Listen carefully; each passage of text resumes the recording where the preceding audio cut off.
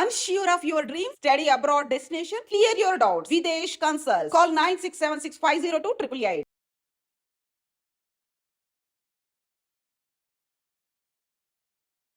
సిద్దింబర్ బజార్లో ఉన్నాము. అయితే ఇక్కడ మార్నింగ్ 8:30 గంటల ప్రాంతంలో ఒక ఫైర్ యాక్సిడెంట్ జరిగింది. 3 ఫ్లోర్ల బిల్డింగ్ అనేది అంటుకోవడం జరిగింది అనమాట. అయితే ఆ ఏరియాలో మొత్తము ప్లాస్టిక్ సంబంధించిన బిజినెస్ అనేది జరుగుతూ ఉంటుంది. డిస్పోజల్ గ్లాసులు కావచ్చు, పేపర్ ప్లేట్స్ కావచ్చు, దానికి సంబంధించిన గోడౌన్స్ ఉంటాయి. అసలు ఏం జరిగింది, ఎలా మంటల వ్యాప్తి చెందాయి, ఎలా అంటుకున్నాయి అనే విషయం మీద మనం ఇక్కడున్న స్థానికులను అడిగి తెలుసుకునే ప్రయత్నం అయితే చేద్దాం. అన్న నమస్తే అన్న. నమస్తే. అసలు ఎట్లా జరిగింది అన్న ఈ ఫైర్ యాక్సిడెంట్, ఏం జరిగింది అసలు? ఇక్కడ సిలిండర్ పలిగిపోయింది సార్. ఓకే. పొద్దున మీరు ఇక్కడే ఉంటారు, ఈ లోకల్లోనే ఉంటారు? ఇక్కడనే ఉంటాను నేను, ఫిల్కాన్ లో ఉంటా. ఇక్కడ ఓకే. సిలిండర్ పలిగిపోయిందని తెలిసింది. దాని గురించి ఇట్లా అయింది. 8:30కి అయింది ఇది. దాంట్లో ఆ బిల్డింగ్ లో ఏమేమి ఉంటాయి అసలు? ఫస్ట్ ఫ్లోర్ లో గోడౌన్ ఉంది. ఓకే. 2 ఫ్లోర్స్ లో రెసిడెన్షియల్ ఉంది. ఓకే. కింద కమర్షియల్. అంటే దాంట్లో ఫ్యామిలీస్, ఇప్పుడు 2 ఫ్లోర్లు రెసిడెన్షియల్ అంటున్నారు కదా? ఫ్యామిలీస్ ఉన్నాయి. ఫ్యామిలీస్ ని ఈ రెస్క్యూ టీమ్ వాళ్ళు ఏం చేసిందంటే వాళ్ళు మంచిగా వాళ్ళు సేవ్ చేసింది. చిన్న పాప ఉండే, ఒక 2 months పాప ఉండే. ఆ పాపని రెస్క్యూ టీమ్ వాళ్ళు సేవ్ చేసి.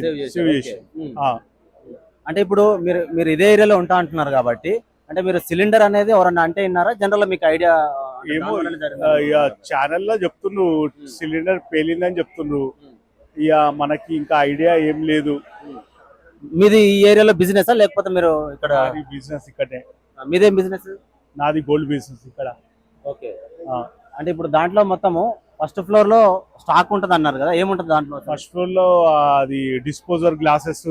ఓకే. మళ్ళా మన ఏమంటారు, ఓకే. అంటే ఇప్పుడు ఈ ఏరియాలో మొత్తం చూసుకున్నట్లయితే ఇప్పుడు ఒక్క బిల్డింగే ఎఫెక్ట్ అయిందా, దాని వెనక బ్యాక్ సైడ్ ఏమైనా అయిందా? ఒకటే బిల్డింగ్. ఇది ఒకటే.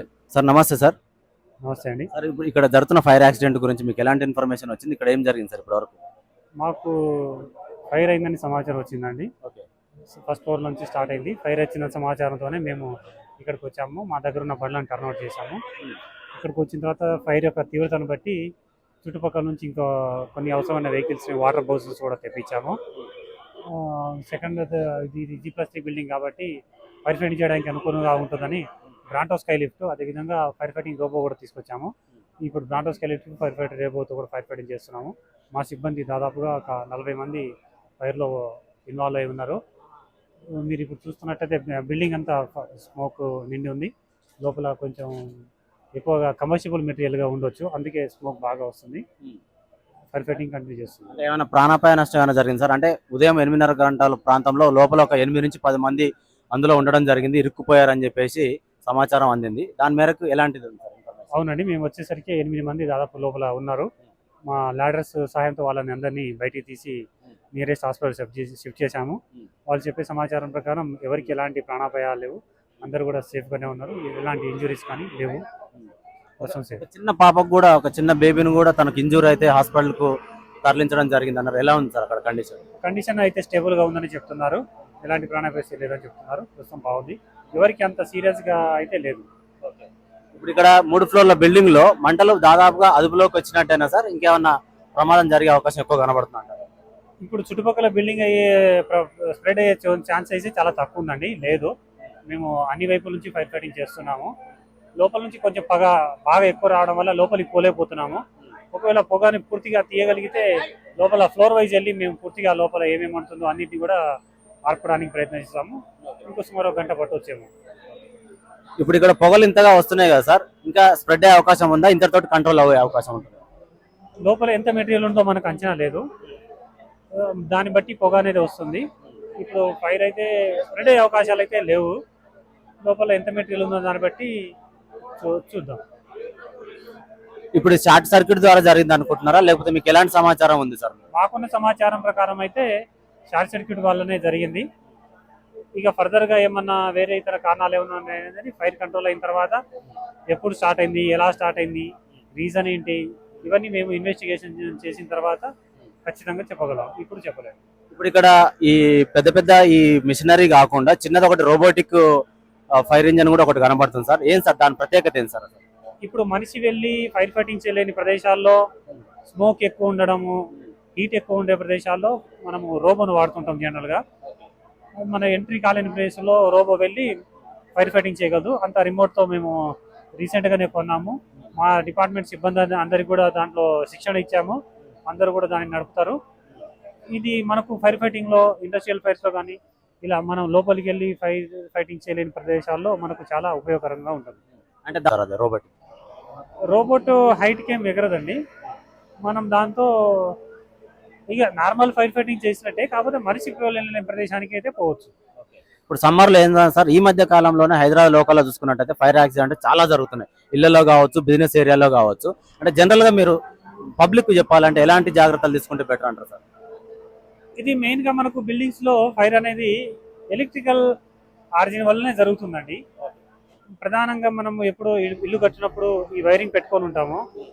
కాలక్రమేణా ఏజ్ అయిపోవడం, లేకపోతే సమ్మర్లో వచ్చేసరికి మనం లోడ్ ఎక్కువ పెంచడం, ఏసీలు పెంచడము, దానివల్ల వాటి యొక్క సామర్థ్యానికి మించి మనం వాడము, లూజ్ కనెక్షన్స్ ఉండనప్పుడు వాటిని చేంజ్ చేయకుండా జాయింట్స్ పెట్టేయడము, ఇలాంటివి ఉండడం వల్ల ఏమవుతుందంటే ఓవర్లోడింగ్ వల్ల స్పార్క్స్ వస్తాయి. ఆ స్పార్క్స్ రావడం వల్ల ఆ స్పార్క్స్ చుట్టూ ఏమైనా కంబస్టబుల్ మెటీరియల్ అంటుకున్నట్లయితే ఆ తర్వాత అది చిన్న చిన్నగా పూర్తిగా బిల్డింగ్కి మారే ప్రమాదం ఉంటుంది. కాబట్టి సాధారణంగా మనం ఇళ్లలో ఎలక్ట్రికల్ ఆడిట్ చేయించుకోవాలి. రెగ్యులర్గా మనం కనెక్షన్ చెక్ చేసుకోవాలి.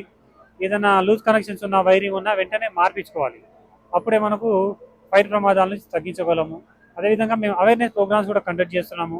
ఫైర్ అయినప్పుడు ఎలా కంట్రోల్ చేయాలి, స్టార్టింగ్ స్టేజ్లో ఎలా మనము పెట్టుకోవాలి. మేము ప్రతి ఒక్కరికి ఇళ్లలో ఎక్స్టింగ్విషర్స్ పెట్టుకోండి, ఫైర్ ఏదైనా చిన్నగా ఉన్నప్పుడు ఆపడానికి ట్రై చేయండి అని చెప్తుంటాము.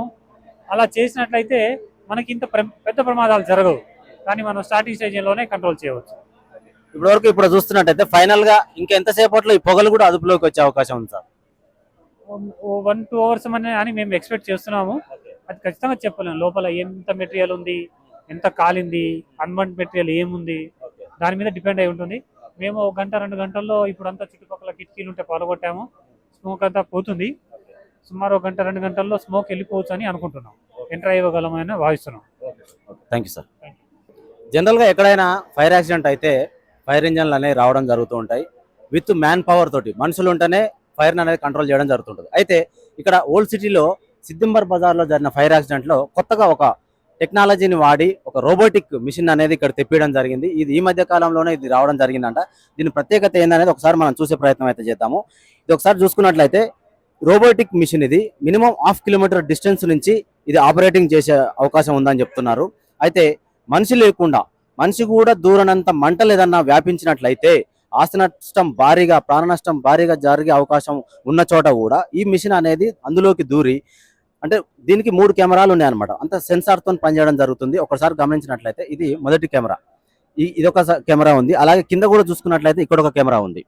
దీనికి బ్యాక్ సైడ్ ఇంకొక కెమెరా ఇవ్వడం జరిగింది. మొత్తం 3 కెమెరాలతోటి 360 డిగ్రీస్లో ఇది అబ్జర్వేషన్ చేసుకుంటూ దాని పనిని చేసుకుంటూ వెళ్తుందని చెప్పేసి చెప్పడం జరుగుతుంది. ఇక్కడ బటన్ సిస్టమ్ ఉంది, ఆన్ ఆఫ్ బటన్ సిస్టమ్ కూడా ఉంది. అయితే ఏదైతే ఇది మనిషి కూడా వెళ్ళలేని స్థితి ఏదైతే ఉంటుందో ఆ బిల్డింగ్ లోపలికి ఇది వెళ్ళడము, మంటల్ని అదుపులు చేసే ఆ ప్రక్రియలో దీనికి పైప్ అనేది ఫిట్ చేయడం జరుగుతుంది. పైప్ ఇక్కడ నుంచి కనెక్షన్ ఇచ్చి ట్యాంకర్తో సహాయంతో రిమోట్ ఆపరేటర్ సిస్టమ్ తోటి ఒకసారి బటన్ ప్రెస్ చేసిన తర్వాత ఆన్ చేసుకున్నట్లయితే ప్రెజర్ అనేది ఇక్కడ నుంచి రావడం జరుగుతుంది.